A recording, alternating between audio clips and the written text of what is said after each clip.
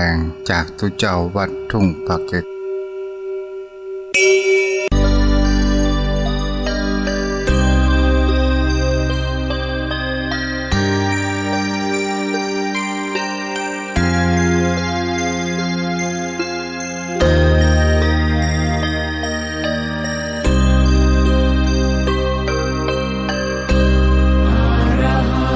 สัมมาสัมพุทโธภะคะวาพระผู้มีพระภาคเจ้าเป็นพระอรหันต์ดับเพลิงกิเลสเพลิงทุกข์สิ้นเชิงตรัสรู้ชอบได้โดยพระองค์เองพุทธังภะคะวันตังอะภิวาเทมิข้าพระเจ้าอภิวาทพระผู้มีพระภาคเจ้าผู้รู้ผู้ตื่นผู้เบิกบาน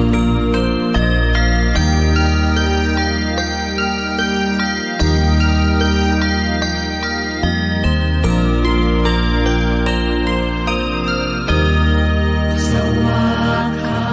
โตภะคะวะตาธัมโม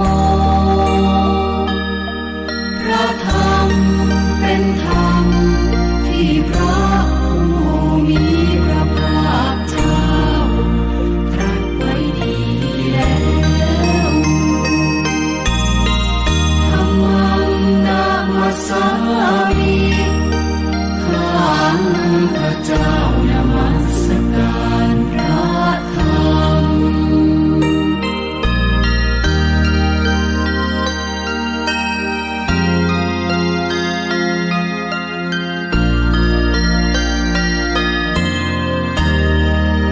สุปฏิปันโนภะคะวะโตสาวกสังโฆพระสงฆ์สาวกของพระผู้มีพระภาคเจ้าปฏิบัติดีแล้วสังฆังนะมามิ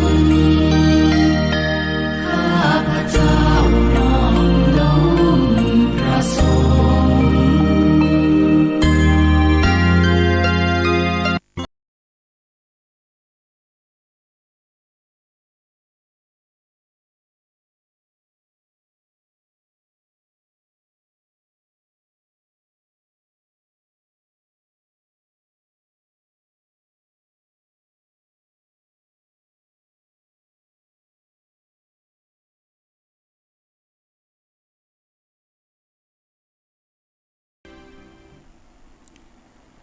เตรียมสร้างทาง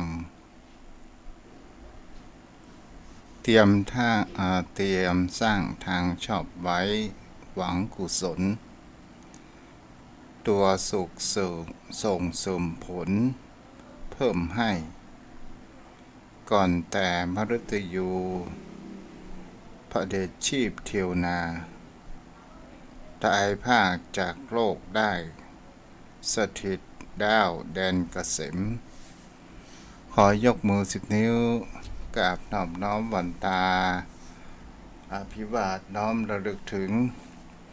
อย่างคุณขององค์สมเด็จพระสัมมาสัมพุทธเจ้าผู้ทรง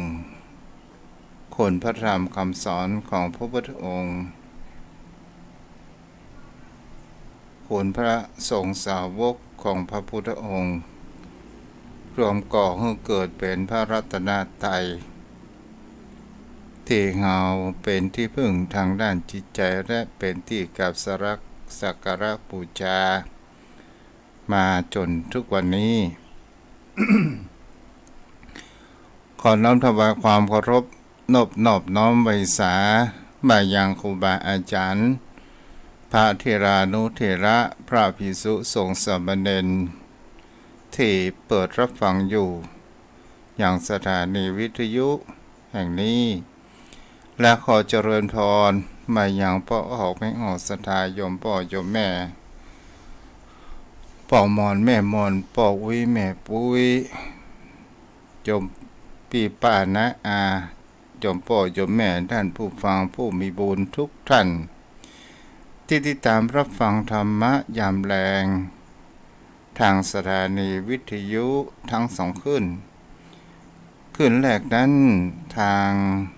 ขึ้นรักก็คือวิทยุเพื่อการศึกษาพระพุทธศาสนาและวัฒนธรรม 104.5 เมกะเฮิรตซ์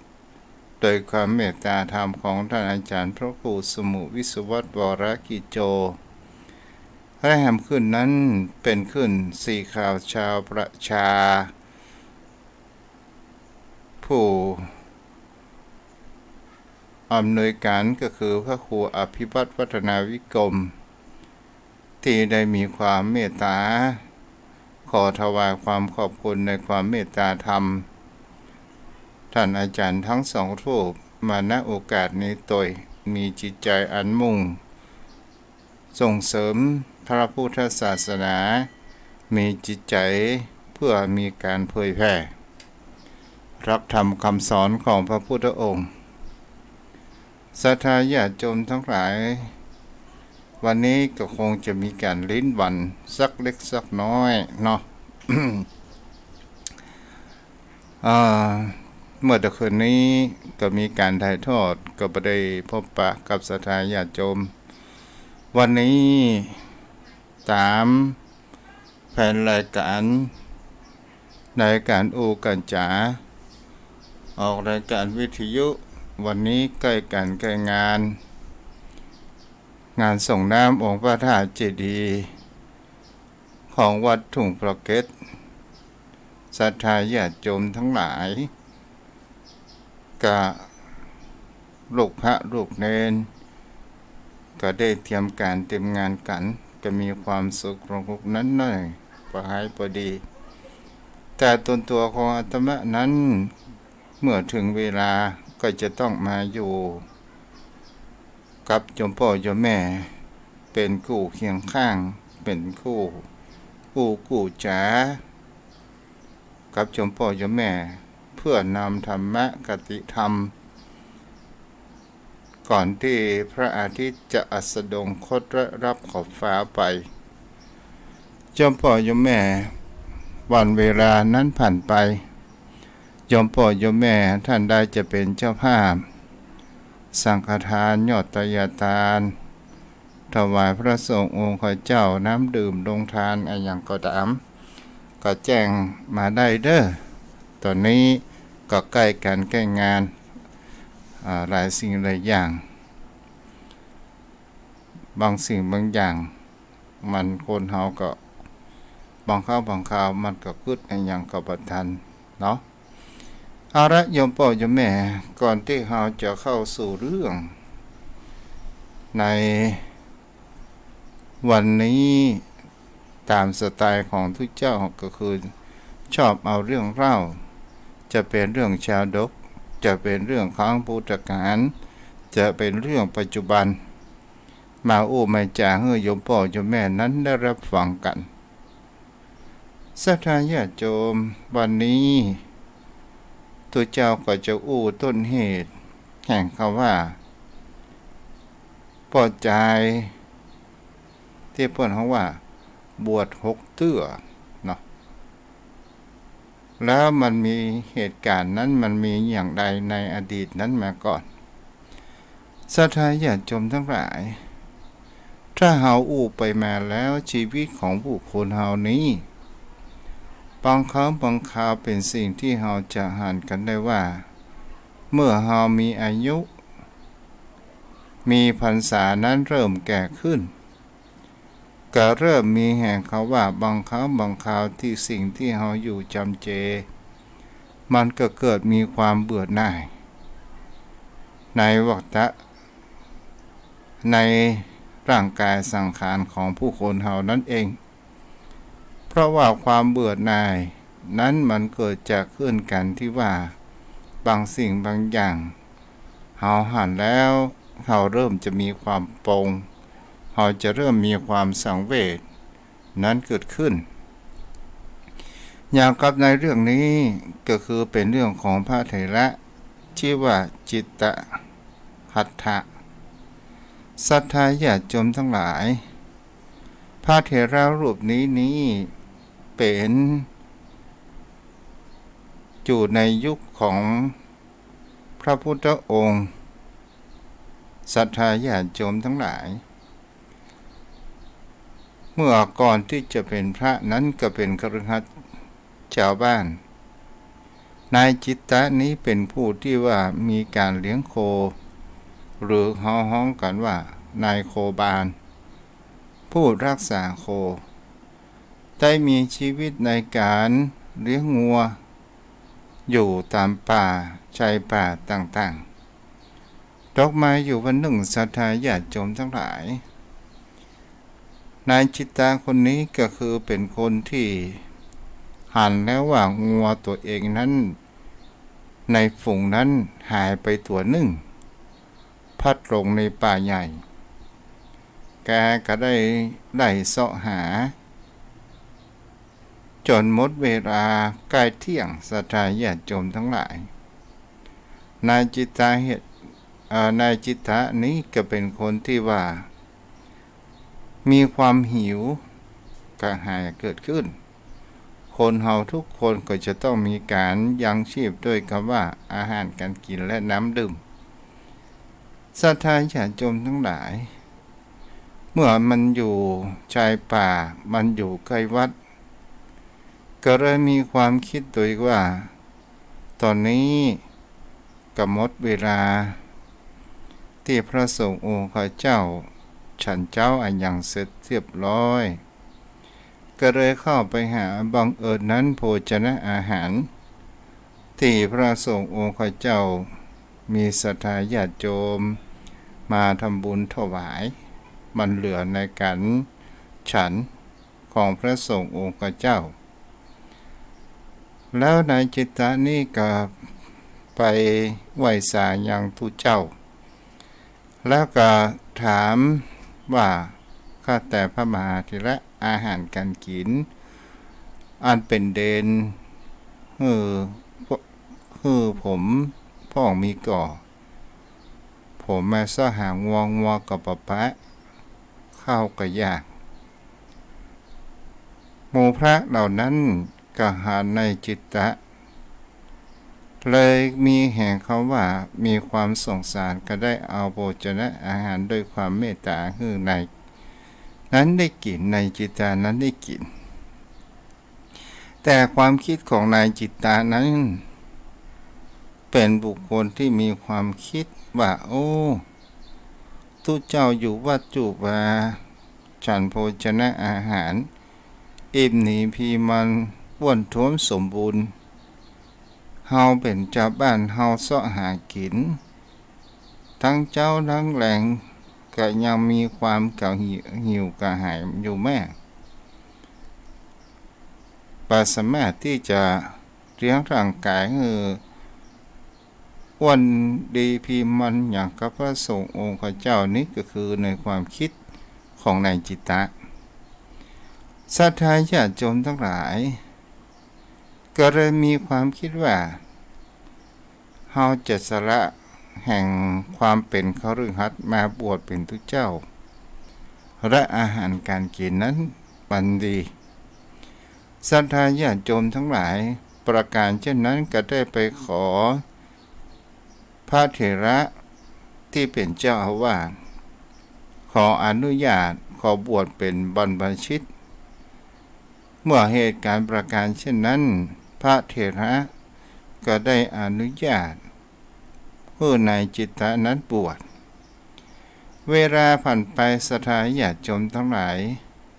จุดในสมณเพศเกิดขึ้นก็มีศรัทธาญาติโยมได้ถวายอาหารการกินนายจิตตะหัตถ์นี่ก็ได้บริโภคฉันอาหารมีความอ้วนขึ้นเพิ่มขึ้นเมื่อเป็นพระสงฆ์องค์เจ้าอิ่มนายกายแล้ว ในสมณเพศว่ามันมามีอันยังทำกิจวัตรอันยังเสร็จเรียบร้อยมันกับบางครั้งบางคราวคนเฮามันหลงมันก็เลยเกิดความขี้คร้านเลยมีความเบื่อในความเป็นพระสงฆ์หรือว่าเป็นตุเจ้าศรัทธาญาติโยมทั้งหลายก็เลยลาสิกขาเพศเป็นคฤหัสถ์ไปนายจิตตาหัตถ์นี้เมื่อไปเป็นฆราวาสก็ได้ทำการทำงานพลิกมาพร้อมเหมือนเดิมก็ได้พลิกมาบวชแหมทำเป็นอย่างนี้อยู่6 ครั้งโดยกันศรัทธาญาติโยมทั้งหลายครั้งที่6นั้นก็ลาสิกขาไปและกลับไปทำมีครอบครัวมีภรรยาบังเอิญภรรยานั้นก็มีท้องนายจิตตาหัตถ์นี้ก็ได้เลี้ยงงัวและก็มีความเหนื่อยล้ากลับจากการเลี้ยงงัวมาเข้าบ้านเข้าจองโดยการที่ว่าจะได้กินข้าวแต่บังเอิญภรรยาของตัวเองนั้นเป็นคนที่ตั้งท้องก็เลยเข้าบ้านเข้าจองไปเปิดประตูไปเปิงเอิญนั้นไปปะภรรยาที่อุ้มท้องและก็ได้นอนหลับ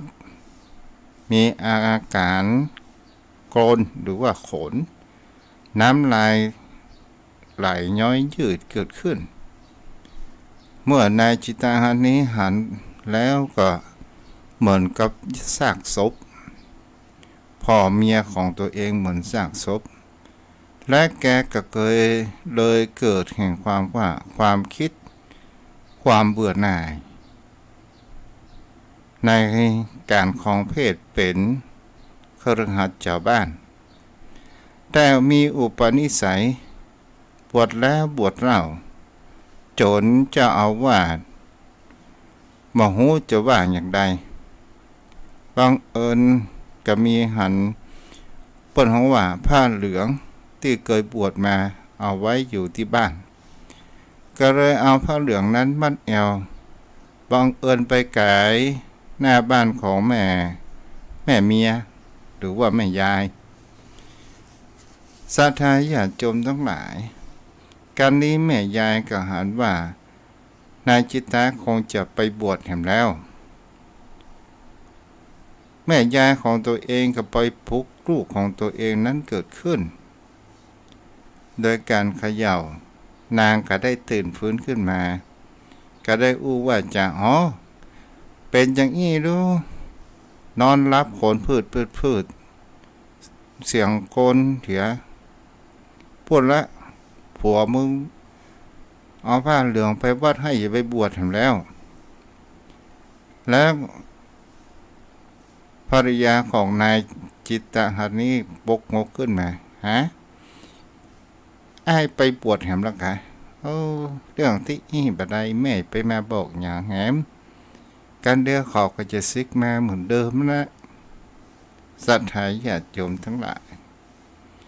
นางก็ได้นอนหลับต่อแล้วใน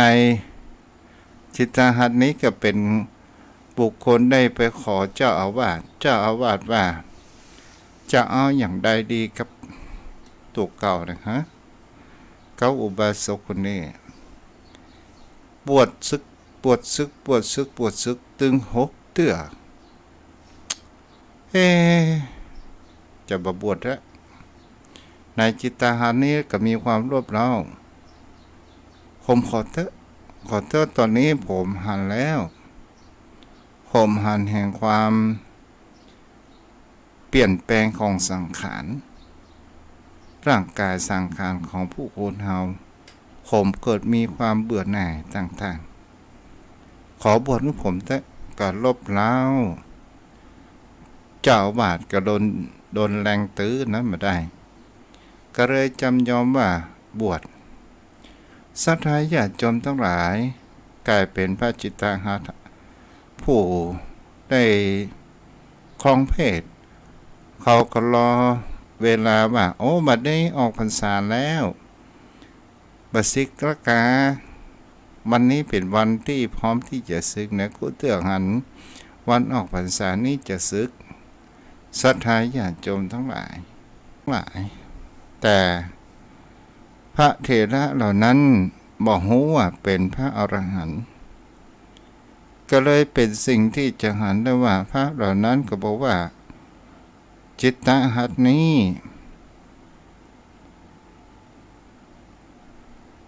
ยังเหมือนก็เขาว่ามีคนพยากรณ์ว่าเป็นพระอรหันต์แต่แห่งฝ่ายหนึ่งบอกว่าคงปัจจัยอาจจะเป็น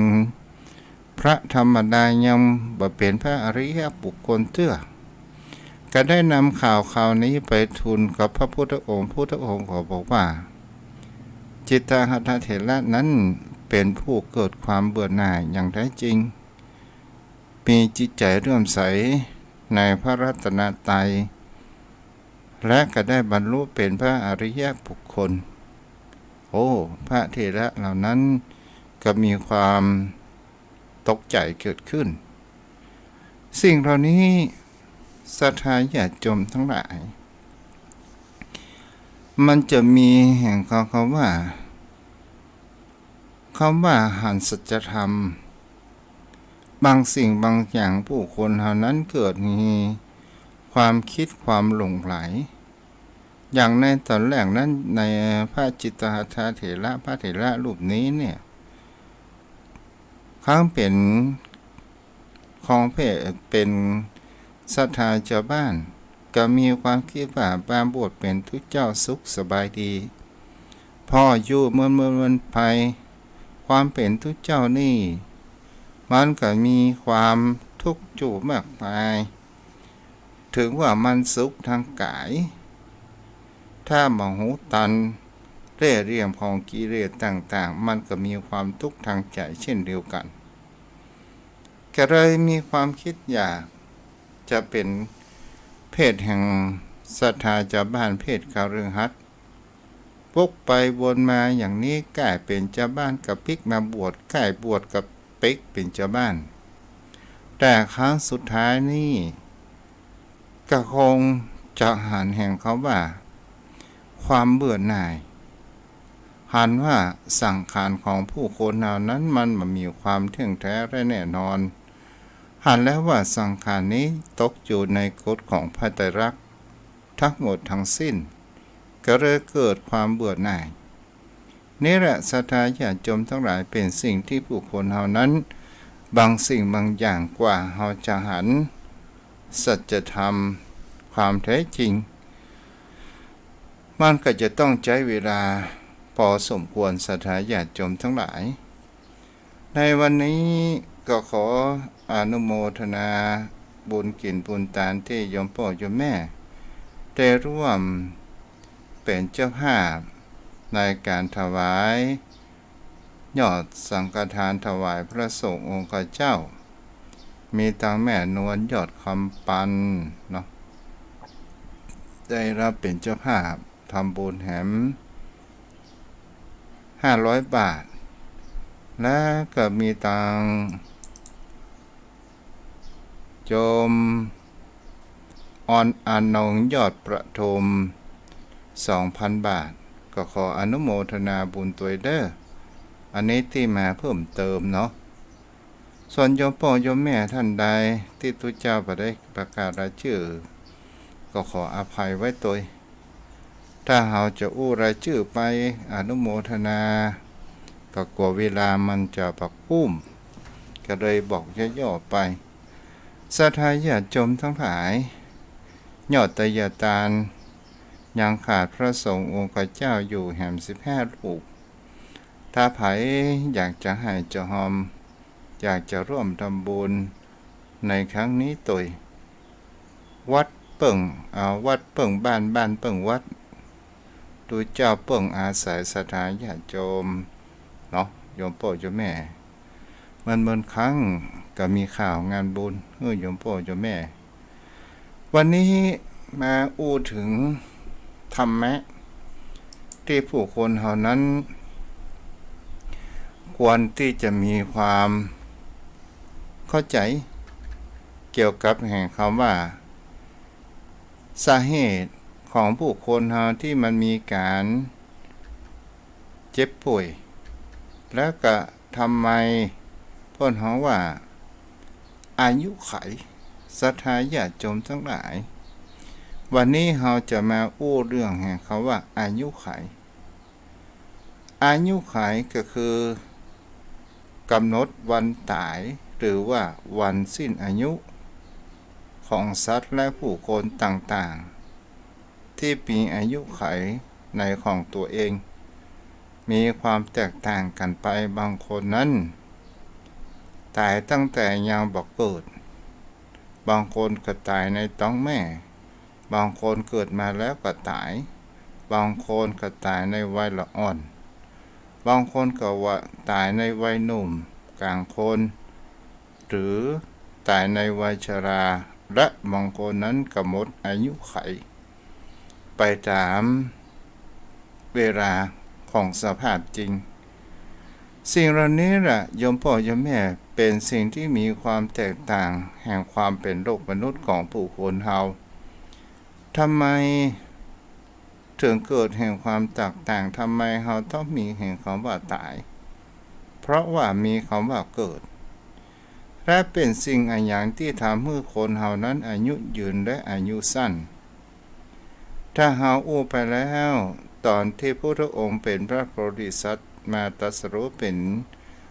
องค์สมเด็จพระสัมมาสัมพุทธเจ้าเฮาท่านได้เผยแผ่ธรรมทางการตรัสรู้บทแก่สัตว์โลกทั้งหลายในชมพูทวีปที่หมู่เฮาทั้งหลายเพื่อให้เข้าใจในแห่งคำว่าอายุไขและแห่งคำว่าเหตุอันอย่างที่จะทำให้อายุมีความยืนยาวเหตุอันอย่างที่จะทำให้เฮานั้นมีอายุสั้นโยมพ่อโยมแม่เป็นสิ่งที่ครูบาอาจารย์ได้เอานำมาเขียนทุกกเจ้าก็ได้นำเอามาอ่านและก็เกิดแห่งความเข้าใจแล้วก็มาอู้กับโยมพ่อโยมแม่ถ้าเฮาอู้ไปแล้วเป็นสิ่งที่เฮาจะเห็นได้ว่าภพภูมิต่างๆถ้าเฮาหมดลมหายใจแล้วมันก็จะไปแป๊บเดียวมันก็จะไปเกิดทันทีทันใดตามไปกระแสแห่งบุญตามไปตามกระแสแห่งความคิดของผู้คนเฮานั้นเองนี่แหละโยมพ่อโยมแม่ก็เป็นสิ่งที่ผู้คนเฮานั้นก็ลองศึกษาและไต่ตองดูบางคนนั้นก็มีอายุไขเป็น100 ปี100 กว่าปีบางคนที่มีอายุยืนยาวถ้าเฮาพูดถึงในเกณฑ์เฉลี่ยของผู้คนเฮาอายุไขของผู้ใจนั้นมีน้อยมีสั้นแต่อายุไขของผู้หญิงนั้นมีความยืดยาวนั้นเกิดขึ้นโยมพ่อโยมแม่ในเรื่องนี้อย่างที่จะทำให้ผู้คนเฮานั้นจะทำให้อายุยืนยาวเกิดขึ้นก็คือเราลองค้นหาสาเหตุว่าเหตุการณ์ที่ทำให้คนเฮาอายุยืนยาวคือการประพฤติปฏิบัติธรรมและมีความใส่ใจในเรื่องจิตใจและร่างกายของผู้คนเฮานั้นเองก็คือการพัฒนาจิตวิญญาณจิตใจของผู้คนเฮาถ้าเฮามีการประพฤติปฏิบัติธรรมทำวิปัสสนาอยู่กับตนตัวของผู้คนเฮาสัตย์ท้ายญาติโยมทั้งหลายเฮาก็จะได้เห็นว่าต้นเหตุสาเหตุอันหยังที่ทำให้อายุของเฮานั้นจะมีความยืนยาวประการแรกตามที่ครูบาอาจารย์นั้นได้อู้ถึงในเกี่ยวกับเขาเรียกว่ากรรม คือการกระทำของผู้คนเฮานั่นเองที่จะทำให้อายุยืนก็ได้ทำให้อายุสั้นก็ได้กรรมก็คือการกระทำเป็นสิ่งที่เฮาจะหาในต้นเหตุในการความคิดการการจาในการกระทำของผู้คนเฮาเป็นสิ่งที่สำคัญมากที่สุดเพราะว่าผู้คนเฮาทำอย่างใดเฮาก็จะได้ประการเช่นนั้นยมพ่อยมแม่สิ่งที่อยู่ใกล้เฮาแต่เฮาบ่ได้ทำกัน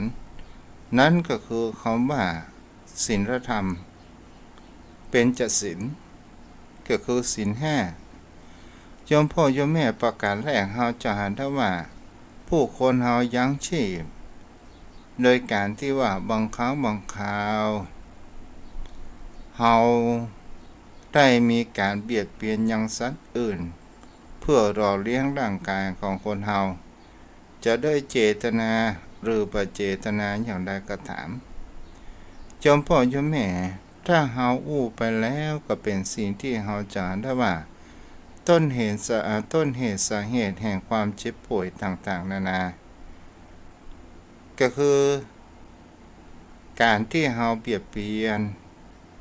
สัตว์ต่างๆจะเป็นสัตว์ใหญ่สัตว์เล็กที่เฮาได้ไปเบียดเบียนในที่นี้ก็คือพิษชีวิตของเขามาเป็นอาหาร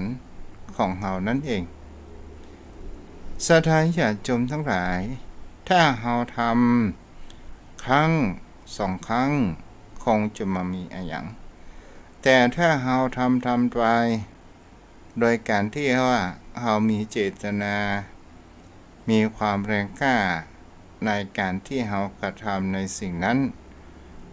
บางคราวเฮาก็ลองเดาสังเกตถ้าเฮาจับไก่ทำไมไก่ถึงต้องหล่นทั้งที่เฮาจะยับเพื่อที่จะนำมาปรุงเป็นอาหารการกินของผู้คนตนตัวของเฮามันก็รักชีวิตของมันก็หูว่าจะมีอันตรายเกิดขึ้นกับตนตัวของมันเองมันก็จะต้องวิ่งหนีแต่ผู้คนเฮาวิ่งหนีเฮาก็จะต้องวิ่งตามเมื่อเฮาวิ่งตามถ้าเฮายับมาได้เฮาก็จะมีคำว่ากงสติ๊กหรือว่าจะมีปืนอย่างก็ตามอันนี้ก็คือตัวเจตนาที่อันมีคำว่าแรงกล้าอันนี้ก็คือมีการเบียดเบียนนั้นเกิดขึ้นก็เลยเป็นสาเหตุแห่งคำว่าการกระทำในสิ่งที่เจตนาบดีสิ่งที่เรียกว่าเจตนานั้นมากมายเจ้าพ่อเจ้าแม่แห่งประการหนึ่งก็เป็นสิ่งที่ผู้คนเฮานั้นจะเห็นได้ว่าที่สุขภาพร่างกายของผู้คนเรามีคำว่าพยาธิมาเบียดเบียนก็เพราะว่าสุขภาพจิตใจของเฮานั้นเมื่อเฮาบ่ได้ยังไก่ที่มาเฮาก็มีสุขภาพจิตที่บ่ค่อยดีบางครั้งบางคราวตั้งหม้อนึ่งต้มน้ำแล้วยับไก่บ่ได้สุขภาพจิตของเฮานั้นก็เสียและก็เกิดแห่งความโกรธต่างๆนานาสุขภาพจิตเฮาก็ได้สั่งสมแห่งความเครียดนั้นลงไปมันก็ทำให้พยาธิก็คือความเจ็บป่วยนั้นเข้ามาเบียดเบียนตนตัวของเฮานั่นเองแต่ถ้าว่าผู้คนเฮานั้นในการที่ว่าเฮายังชีวิตอื่นก็ตามแต่เฮาทำโดยการที่เฮาทำแล้วเฮาบ่มีเจตนามากมายแรงกล้ามากเกินไปแต่เฮาก็ยังมีแห่งคำว่าเดือนจีปีใหม่เฮาก็ยังได้ทำบุญทานอุทิศไปถึงอย่างเจ้ากรรมนายเวรก็หมายถึงเจ้ากรรมนายเวรในที่นี้ก็คือสัตว์สิ่งหิ่งห้อยที่เฮาได้กินได้ใจและเฮาได้ทำบุญไปหาและแผ่เมตตาก็จะทำให้จิตใจของเฮานั้นมีความดีและมีความสุข ก็จะทำเมื่อจิตของเฮาร่างกายของเฮาเมื่อจิตดีสุขภาพร่างกายนั้นมันก็ดีแต่จะถามว่ามันจะพ้นคำว่าพยาธิไปหรือไม่มันก็บ่สามารถที่จะพ้นได้แต่อู้ถึงว่าเฮาจะอยู่บนโลกนี้ได้มื้อแหนมน้อยนึงถ้าเฮาอู้สรุปไปมานั้นก็คือคำว่าจิตถ้าจิตของเฮานั้นถ้าเฮาเป็นผู้รักษาจิตของเฮาให้มีความสดใสสะอาดมาให้มีความโพดผ่องหรือว่าทำให้จิตใจของเฮานั้นมีคำว่าแต่เรื่องเครียดเรื่องเก็บกดบักหมมในจิตใจของตนตัวของเฮาเรื่องภาระหนี้สินต่างๆมันก็จะทำให้จิตใจของเฮานั้นเกิดมีความหดหู่และก็จะทำให้พยาธิเข้ามาในชีวิตตนตัวของเฮาบ่อยและก็เป็นก่อให้เกิดเห็นคำว่าอายุขัยของคนเฮานั้นมันมีความสั้นหรือว่าอายุขัยของเฮานั้นจะหมดไปนี่แหละศรัทธาญาติโยมทั้งหลายมาแหมประการหนึ่งเฮาก็ลองมาดูสังเกตว่าชีวิตชะตาของตนตัวของคนเฮานั้นอายุขัยต่างๆมามีภัยเป็นผู้กำหนดบ่ใช่หมอดูหมอทักบ่ใช่คุณหมอแต่ทุกสิ่งทุกอย่างตัวเฮาเป็นผู้กำหนดไปทั้งนั้นศรัทธาญาติโยมทั้งหลายบางสิ่งบางอย่างถ้าเฮามีการเบียดเบียนผู้อื่นเรื่องมามีใส่ร้ายกล่าวตู่ผู้อื่นเฮาจะหันได้คำว่าพุทธกาลนางจินจามนวิกาก็ตามพระเทวทัตก็ตามก็มีผู้เป็นผู้คนที่มีจิตใจบ่ค่อยดีเกิดมีความพยาบาทเกิดมีแห่งคำว่าอาฆาตแค้นปองร้ายต่างๆอย่างกับนางจินตามวิกานี้ก็ได้กล่าวตู่พระพุทธองค์ในเรื่องที่ว่าพระพุทธองค์มีอย่างกับตัวเองศรัทธาญาติโยมทั้งหลายความจริงมันก็ปรากฏเกิดขึ้นต่อมาพระเทวทัตนั้นถึงจะมีแห่งคำว่าวิวาทะหรือมีความผูกพยาบาทมาได้กับรายกันกู้กับพระพุทธองค์แต่พระพุทธองค์นั้นทุกภพทุกชาติบ่เคยผูกอาฆาตกับพระเทวทัตศรัทธาญาติโยมทั้งหลายสุดท้าย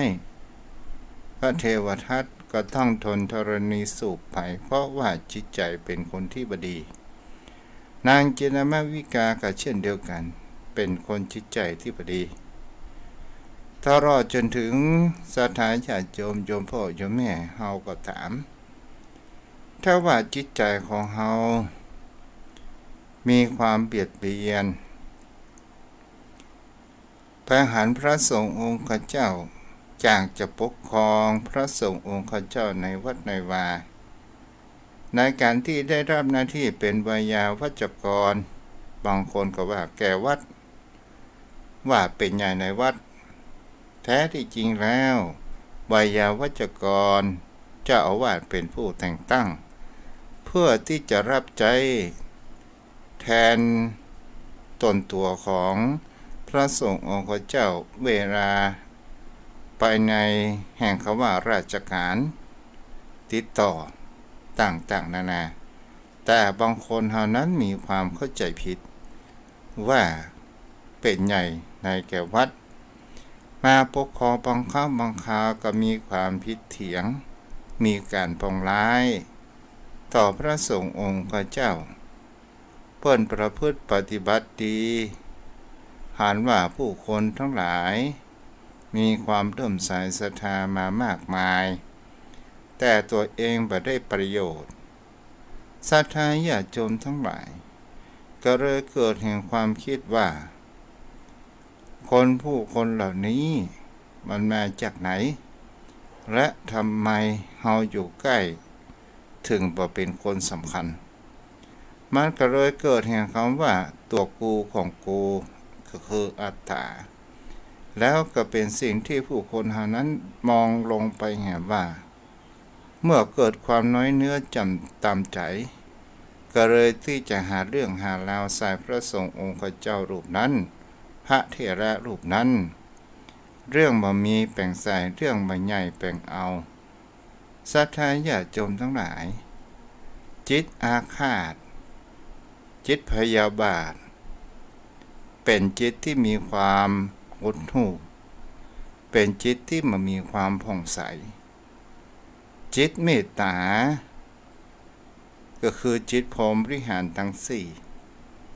จิตนั้นเป็นจิตที่มีความผ่องใสถ้าว่าจิตใจบุคคลใดที่ประกอบไปด้วยความเมตตาธรรมจิตบุคคลนั้นจะมีความผ่องใสนั้นเกิดขึ้นต่อมาทำไมคนเฮานั้นถึงมีอายุสั้นแหมจะเป็นเรื่องการกินอาหารก็ตามผู้คนเฮา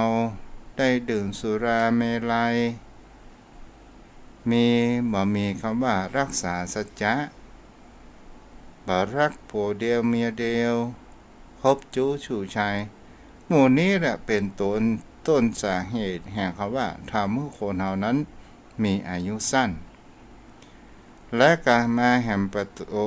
งตัวหนึ่งนั่นก็คือความเครียดถ้าเฮาอารมณ์นำปัญญา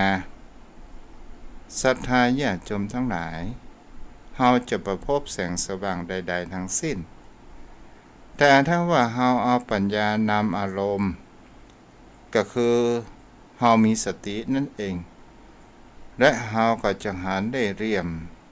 แห่งกิเลสหรือว่าอารมณ์ที่เฮาหูกันศรัทธาญาติโยมทั้งหลายอารมณ์เป็นสิ่งที่สำคัญมากบางคราวสิ่งที่อารมณ์ยังเป็นตัวต้นเหตุเมื่ออารมณ์นั้นมันเกิดจะเป็นรูปก็ตามจะเป็นเสียงก็ดีจะเป็นกลิ่นก็ตามจะเป็นการสัมผัสและลิ้มรสก็ตามที่มันเบาถูกอกถูกใจมันก็จะส่งหันได้ว่าจิตใจของเราปรุงแต่งพอชอบและมีความพักใส่ไปหมายถึงคำว่าเฮาอารมณ์ความโกรธนั้นนำตัวสติตัวปัญญาของเฮานั้นไปแล้วแต่ถ้าว่าเฮาหูเท่าทันมันเฮาหานประการเช่นนั้นและเฮาเกิดแห่งคำว่ากูโกรธไปสุขภาพจิตของกูก็จะบ่ดีประโคตเสียดีกว่านิ่งเสียดีกว่าการจะทำให้เฮานั้นจิตใจของเฮานั้นก็จะมีแห่งความเบิกบานถ้าเฮาอยากจิตใจผ่องใสคือประกอบไปด้วยจิตใจแห่งคำว่าพรหมวิหารทั้งสี่เมตตากรุณามุทิตาอุเบกขาการจะทำให้จิตใจของเฮานั้นผ่องใสและเป็นบุคคลที่ว่าจาคะแห่งตัวหนึ่งถ้าฮื้อในที่นี้ก็จะทำให้ผู้คนเหล่านั้นมีอายุยืนยาวได้เช่นเดียวกันอุปมายมพ่อยมแม่กำลังเครื่องกำลังติดได้ถึงเกียร์3เกียร์4เกียร์5บ่ได้สักคำเนาะเพราะเวลามันมาฮื้อยมพ่อยมแม่เอาละวันนี้ก็คงจะพอแค่นี้ไว้ก่อนเปิดสายหน้าไมค์พูดจากับโยมพ่อโยมแม่ท่านผู้ฟังขอบคุณในความเมตตาท่านอาจารย์พระครูเด้อบ่ได้นิมนต์ท่านอาจารย์พระครูสักคำเนาะแต่ก็จะไปทำบุญถวายเพราะว่าบอกเขารบกวนเวลาท่านอาจารย์พระครูเพราะว่าเป็นผู้อยู่เบื้องหลังรับผิดชอบหลายสิ่งหลายอย่างเนาะเอาละโยมพ่อโยมแม่โทรเข้ามาได้0631639950วันนี้ทาง Facebook มีตังแม่จันเพนมีจันเพนแม่จันเพนคำโพธามีแม่อุ้ยทองคำที่วงคำอันนี้บัจเจว่าตู้อู้เด้อตู้ลุงยองอู้ก่อนเนาะ และก็มีตังแม่อรพินอมรมนตรีสู้ไปเด้อแม่เด้อการสนแก้วปิดแต่มันก็ยังมีที่หลายที่เราจงตั้งสติสู้กันและเราตั้งรักกันไหมอาระยมพ่อยมแม่ที่อยู่ตรงบ้านโทรเข้ามาได้เด้อ063-163-9950พูดถึงการปรับปรุงเสาวิทยุสายในการส่งสารยมพ่อยมแม่รู้ว่าซึกรู้ว่าดีกว่าเก่าเยอะมากเสียงชัดเจนบ่มีเสียงฝนปะปนเลยเด้อท่านอาจารย์ผู้ครูครับเนาะ063-163-9950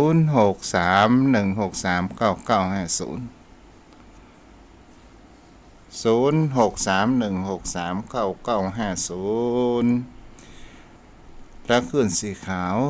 เมืองฝางเนาะแม่แจ่มจอมตอง